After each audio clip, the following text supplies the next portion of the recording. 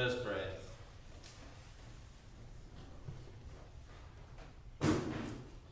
Heavenly Father, help us to see despite our eyes.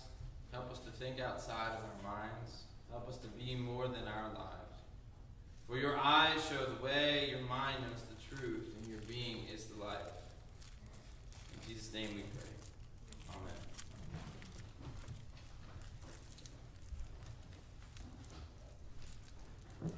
It's a tough gig to follow that. They were great. Rolling river rampage. Try to get that out of your head. You can't. You can't do it. And that song, that catchphrase, let's go down, down, let's go down. I was asked at the beginning of this week, Pete, why do you think they called this thing a rolling river rampage? And I said, I think they were just going for this alliteration kind of thing with the R's. And rampage, it sounds kind of like some kind of adventure thing, and so it sounded good. Rolling, I understood the rolling part, I understood the river. Why rampage? It's an adventure kind of thing. Or is it sounded like a monster truck kind of thing. Something you'd expect at monster truck. Rampage, mayhem, grave digger. Like you'd expect Sunday. That's rampage has. That's what it means to me. What does rampage, what's the word rampage actually mean? I had to look it up. I mean, I kind of know what it means. I mean, the grave digger, the monster trucks. At least that's what it feels like it means. I had a buddy growing up, Mike Peel, and he had an Intellivision gaming system, which it's kind of like Atari that didn't quite make it. I guess was the best way to put it. In television, it had this old game system, but one of the games that it had was a game called Rampage. And in that game, you were a gorilla, and you went around and broke buildings.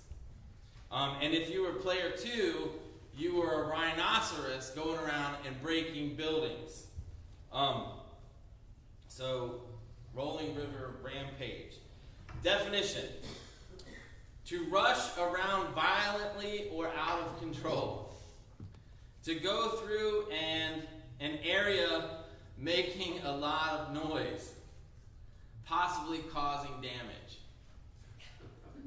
Violent and usually wild behavior. So you can see where that video game was coming from with the gorilla and the rhino. But VBS?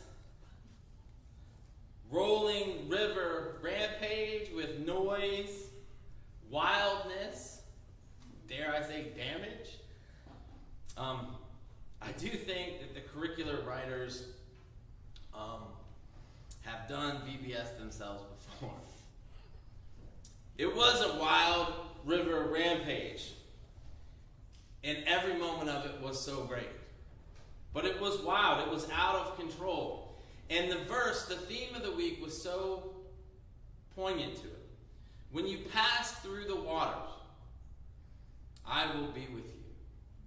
When you pass through the rampage, you can go through a rampage and still feel like there is something guiding, controlling, and being there with you the entire time. It's completely out of our hands, but there's something to it.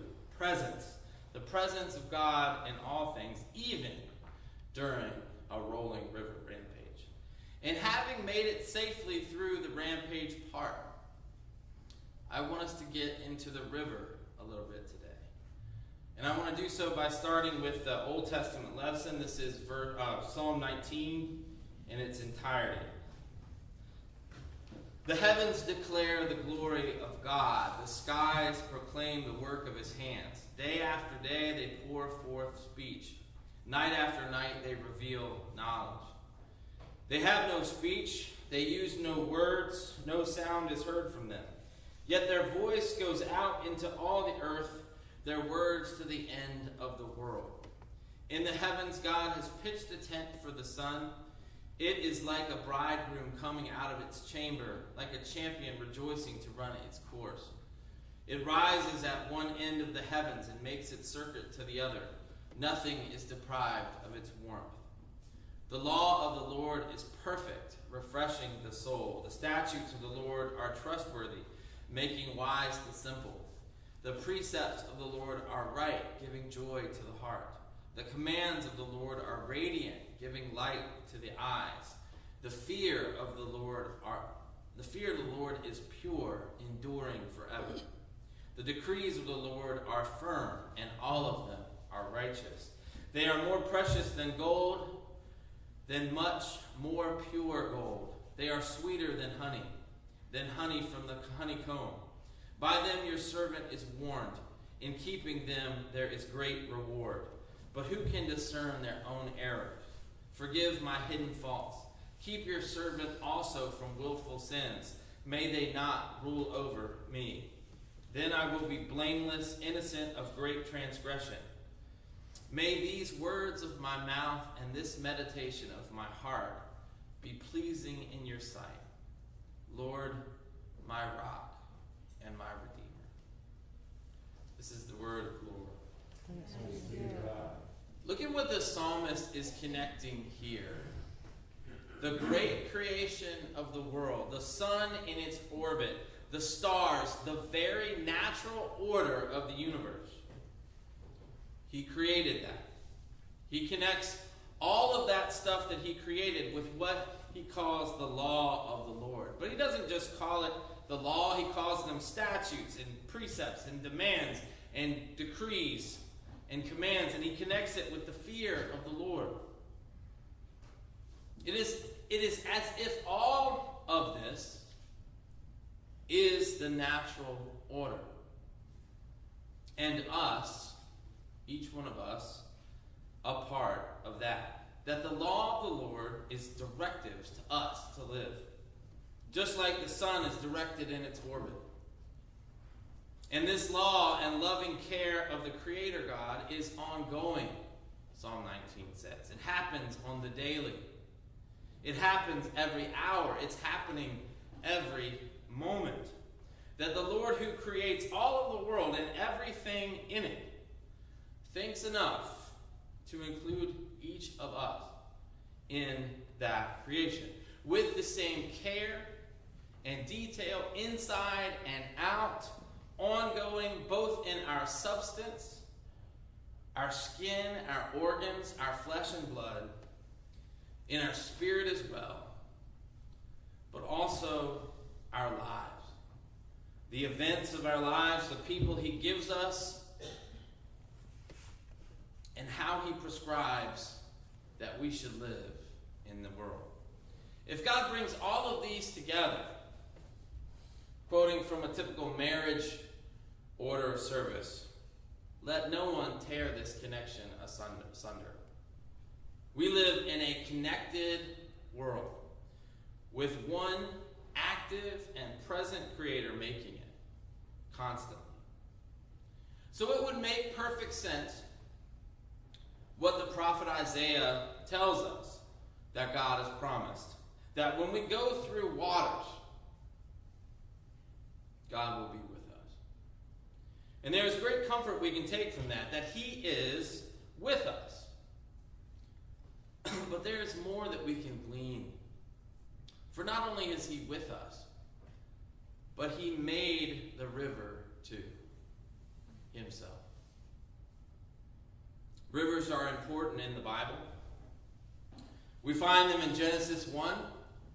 We see them marked and described in Genesis 2, how the Garden of Eden finds its place within connection to 4 great rivers.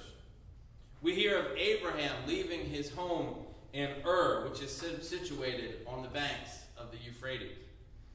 We learn throughout the story of the Nile, the great center of civilization in Egypt, how its floodwaters brought great riches, where Joseph saved his family from starvation and famine, to where, having been forgotten by his people were enslaved on the banks of that same Nile. only to find themselves later freed, wandering in the desert for 40 years, until finally being called to cross over the Jordan and into the promised land. Until it was many years later on the banks of the rivers of Babylon that they sat and wept as Jerusalem was destroyed and the people were exiled. Jesus himself, we find, baptized into the Jordan River. God baptized himself into that human history, into that story, into that river, into that hit story that he himself is writing. And we know God is writing it because there is a river that is to come as well.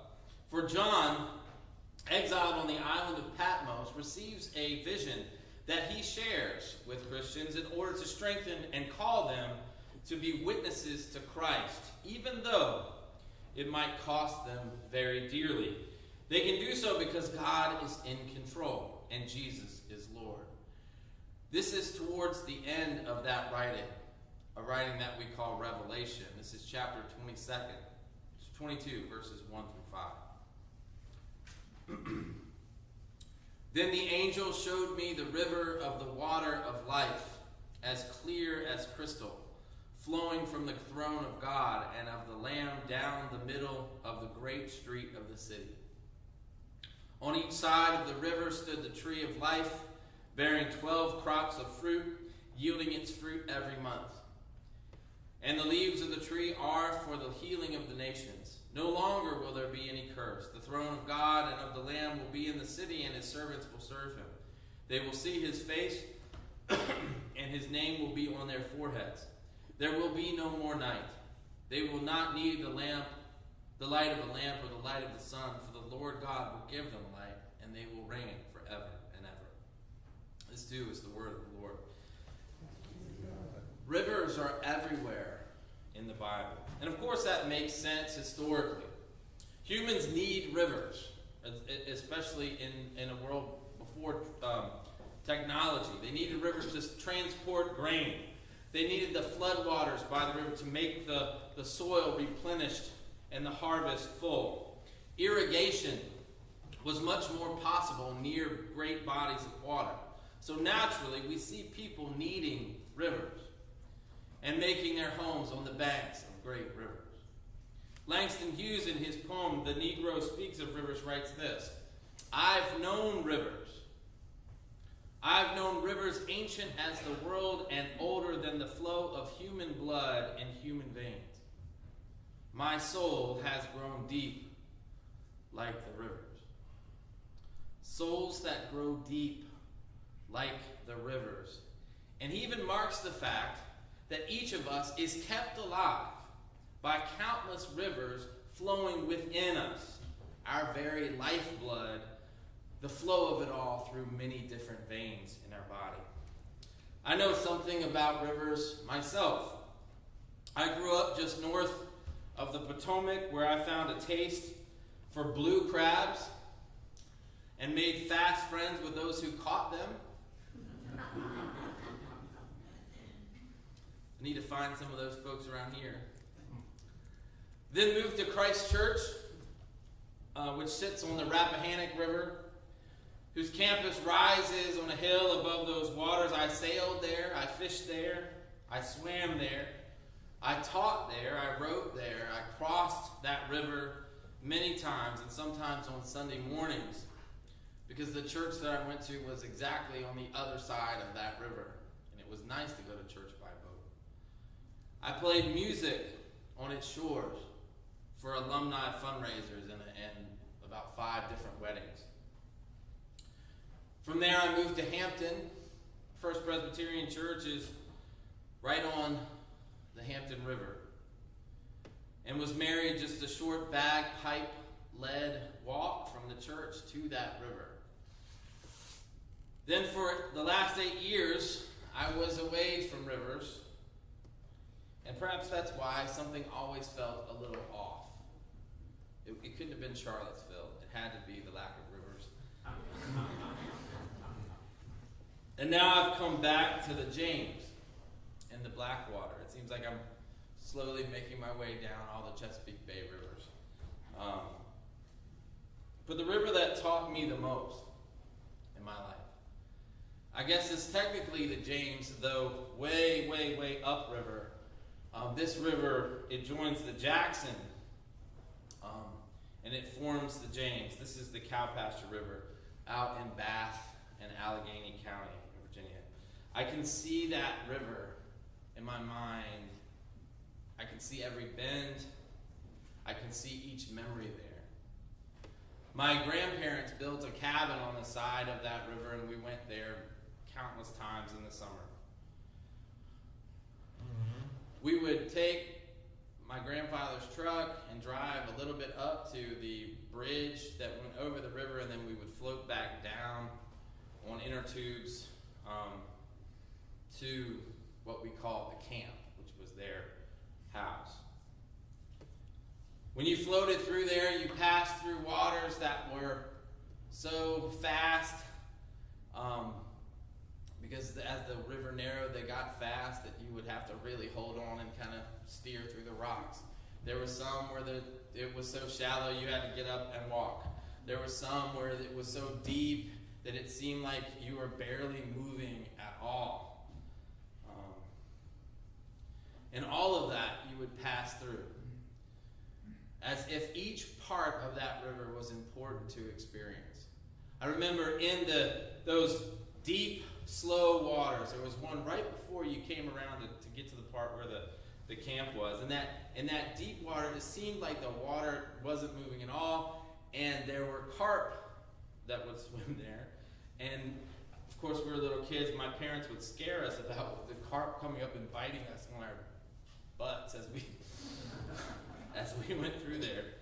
I think that carp slowly morphed into crap, and it became the crap hole that you had to go through. I one time I was fishing from the inner tube with a little Zebco little kid's rod, because the kid that we had in the canoe with us gave up, and I wanted to keep going, and that's all I had.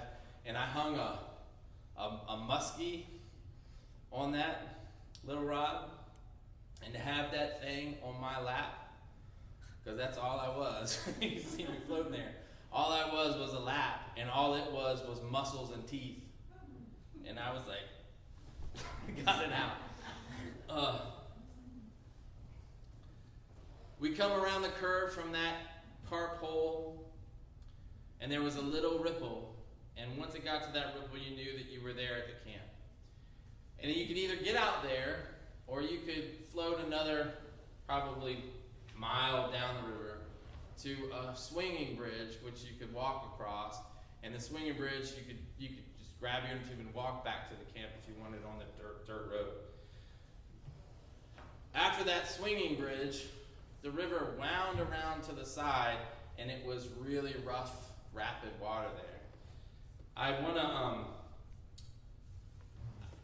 My cousin got married last fall, and she asked me to write a poem for her that connects, that somehow made, and so I wrote about that swinging bridge. But I want to just read this little piece of it, because I think it describes this section of the river better than anything I could do on my own. A bridge stands at the river's rightward bend.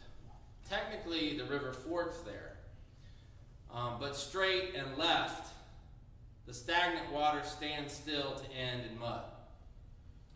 Still in view, unless that is the water's high, while the river just falls and pours to the right, shallow and fast. It's low enough to ford, but high enough to send you around that bend into unknown, darker, shadowed waters, if you don't paddle quick enough to shore. Rivers work like that, and single life flows as such. Choices you make, dead ends and mysteries where one's life races seemingly out of control around a new bend or slows into a muddy slough. The key word that I want to look at there is seemingly out of control. There was one time that we were going, we had a John boat, and we were going, I was probably 5, And the water was a little bit high, which is probably why we were in the boat instead of tubing, because we were too dangerous to swim. And we're going, and I think it was my fault probably. Guess where Dad and I were in this John boat together, and I think I was supposed to paddle enough to get us over to get to the place where you could take out and not get sucked down the stream that falls off to the right. And I don't think I was working quite hard. I was probably looking at a bird or something. But next thing we know, we're kind of edging around that corner and flying down that river to an area that we hadn't been part of before. I grabbed hold of a tree, and Dad's like, hold on tight. And I remember us pulling that thing together. And for me, I was 5 at that point. That part of the river was frightening because it was unknown. It was absolutely unknown. It kind of wound around into darkness. The darkness of shadows, also the darkness of kind of Western Virginia, Appalachia. I mean, there was, who knew what was around that corner? But I remember I was 15, so after 10 years of fear of that, we decided that we were going to just go float there. We saw that the river comes close to the road again, further downstream. And we're like, well, maybe we'll do this. And so we said, Pop, could you pick us up where the river gets close? He said, sure.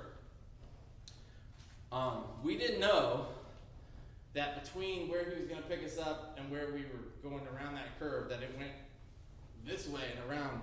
It was like 6 hours later we got to the point that he thought was only going to be about half an hour.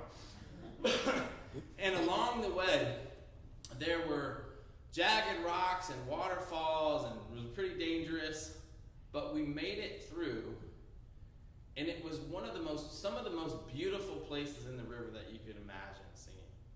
And if you kind of trusted the water, it would take you through the deep places around the rocks. You think the water can't go through the rocks either. And so there was a sense of trust, and it took longer than we wanted, but we finally made it. And the thing that I had been afraid of for so long became the big question: are we going to go do that again this time? Can we go do that again this time? And every once in a while they let us. But it was amazing, that part of the river. God was there through all of those things. I can look back on it and see that. And my soul grew deep in that water. And life itself is much like a river. And I know that's cliche, but it's true if you think about it. It bends. It speeds up. There are jagged edges. There are places so slow that you feel like you're not moving. There are deep, dark places where shadowy fish swim below. It twists and it turns. The floodwaters rise. But there is one constant. That water flows. That current keeps on moving. The waters change. Heraclitus, Greek philosopher, was famous for saying you can't step in the same river twice. God is constantly making all things new in our lives, just like he does in the river. But at the same time, God is with us through all of that. And I can't think of any better lesson to teach our kids. One of the things I love most about the Rolling River Rampage is that this curriculum didn't try to teach kids how to behave. It didn't use Jesus to teach them how to behave, which there may be a place for it, but I was glad that this didn't do it. But instead, it sought to teach them simply that they are loved and cared for. And if you remember back to last Sunday when I was talking about my goals, that was what my goal was. I want to teach these kids that they are loved and cared for by us, but also also by the God who will always be with them. No